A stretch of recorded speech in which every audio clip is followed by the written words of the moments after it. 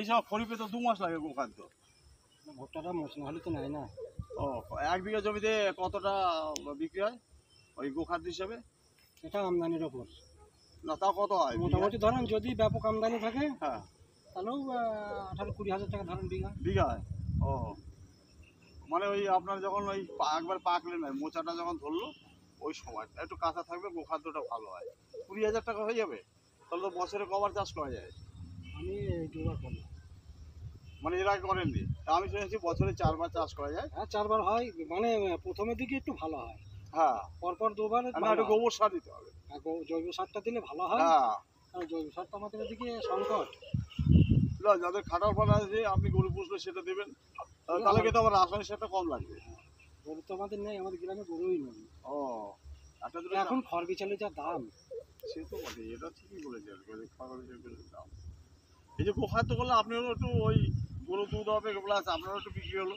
হ্যাঁ গরুর দুধ হলে ছেলেগুলোও খেতে পারে একটু, আমরা একটু পাই। কিন্তু এই বিচালি ধরেন মোটামুটি নর্মাল 150 টাকা পড়বে বিচালি বিচালি একটা গরুতে। কারণ সবাই তো মেশিনে ধান কাটছে, খড় থাকছে না তো। এইরকম আটি হ্যাঁ 1 কচ করে আটি বাঁধে। আচ্ছা হ্যাঁ এক কোনের দাম 150 টাকা। ও এবার একটা গরু পুষতে গেলে একবারে 1 কোন বিচালি খাবে। একবারে? হ্যাঁ মানে পার ডে? আটি বাবা তাহলে কত দাম হলো? 150 টাকা। 150 টাকা, তার সঙ্গে আবার খোল আছে 30 টাকা 32 টাকা। বাবা 200 টাকা খাবার লাগে। তাই একটা গরুতে দুধ দেয় কত? দুধ গরু অনুযায়ী দুধ দেবে। 10 লিটার দেয়? 10 লিটারও দেয়, 8 মানে লিটারও জার্সি দেয়। হলে দেয়? হ্যাঁ। ও আমি তো সব সময় থাকতে পারি না।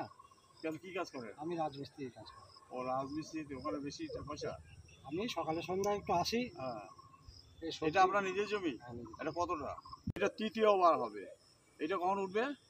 ধরুন আষাঢ় মাসেই ধরুন, আষাঢ় শ্রাবণ ভাদ্র, ভাদ্র মাসের দিকে উঠে যাবে। ভাদ্র ভাদ্র আষাঢ় বা আশ্বিন মাসে উঠে যাবে। শ্রাবণ ভাদ্র আশ্বিন মাসে, হ্যাঁ 3 মাসের কাছাকাছি লাগবে। কারণ মোচাটা না ধরলে তো আর তৈরি করতে হবে না।